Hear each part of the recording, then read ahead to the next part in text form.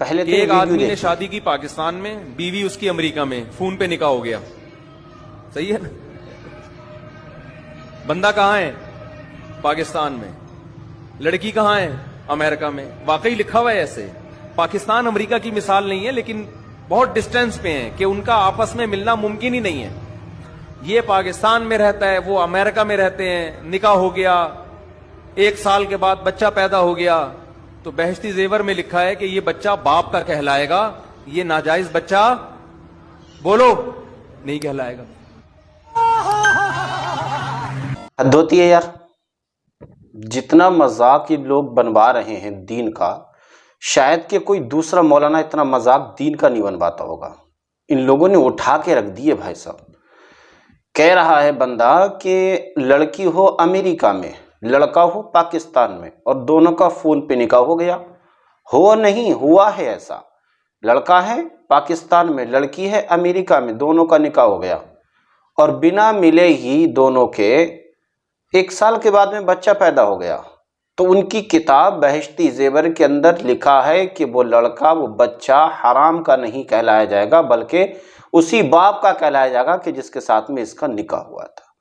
اچھا، یہ کتاب کس کی ہے؟ آئیے اس کتاب کو بھی دیکھ لیتے ہیں. اس سے پہلے آپ سے گزارش کریں گے پہلے چینل کو سبسکرائب کر لیجئے. کتاب کس کی ہے اسی کی زبانی سن لیتے ہیں. یہ بہشتی زیور سے اچھی کوئی کتاب نہیں ہے.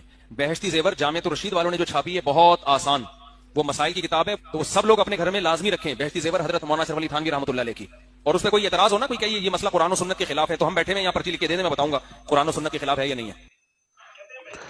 مطلب یہ ہے کہ جو مسئلہ اس کتاب کے اندر لکھا ہے بہشتی زیور کے اندر، وہ ہر مسئلہ قرآن اور حدیث کے موافق ہے.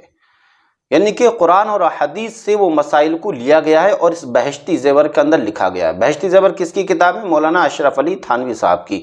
مولانا اشرف علی تھانوی صاحب کون ہیں؟ دیوبندیوں کے سب سے بڑے عالم ہیں. ان کے مجدد ہیں، جو ان کو یہ لوگ مجدد کہتے ہیں. اس مجدد کو پتہ نہیں اس وقت جب یہ کتاب لکھ رہا تھا کون سی بھانگ پی کر بیٹھا تھا، کون سی شراب اس نے منگائی تھی جس کو پینے کے بعد میں یہ کتاب لکھنے بیٹھا. اس کو اتنا بھی پتہ نہیں چل رہا ہے کہ بھئی ایک بندہ اگر پاکستان کے اندر ہے، بندی امریکہ کے اندر، نکاح ہو گیا، فون کے اوپر نکاح ہو گیا، اب جو بچہ پیدا ہوگا تو وہ کیسے کر کے بچہ پیدا ہو جائے گا؟ بنا میاں بیوی کے ملے بچے پیدا ہوتے ہیں کیا؟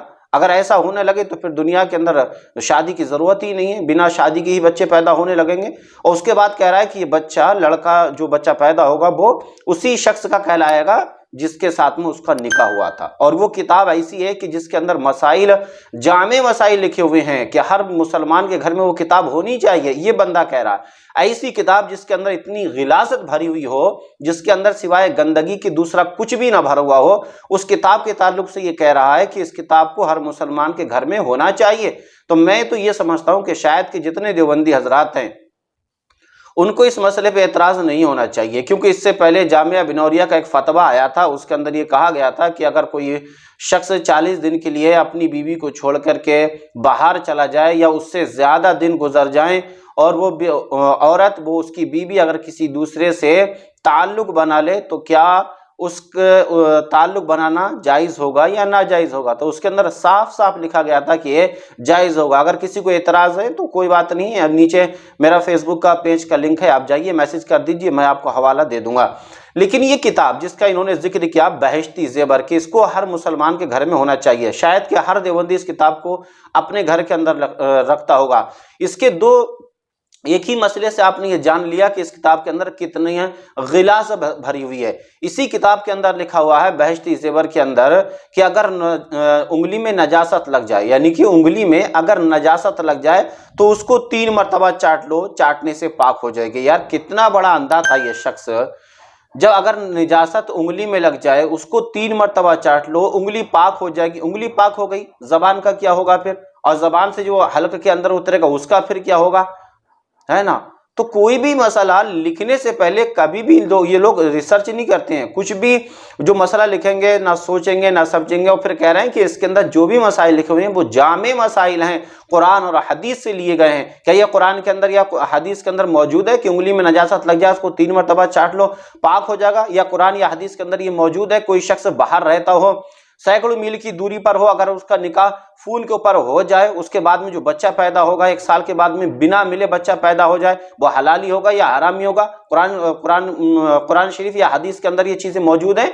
तो तुम लोगों ने जिस तरीके से कुरान और हदीस का मजाक उड़वाया है, जिस तरीके से तुम दीन का मजाक बनवा रहे हो, तुम्हें शर्म आनी चाहिए। कम से कम इतना तो सोच लेते, जो वीडियो बना रहे हो वो लोग देखेंगे, और वो वीडियो सोशल मीडिया पर वायरल हो गई, सवाल पूछने वाले ने पूछ लिया कि भाई अगर बंदा 1 साल के बाद घर पर वापस आ रहा है, निकाह उसका 1 साल पहले हुआ, तो बच्चा कैसे पैदा हो गया? जब वो मिला ही नहीं है अपने बीवी से, तो बच्चा कैसे पैदा हो गया? अगर बच्चा पैदा हो भी गया तो वो उस शख्स का कैसे हो गया कि जिसके साथ में निकाह हुआ था? वो तो अपनी बीवी से मिला ही नहीं।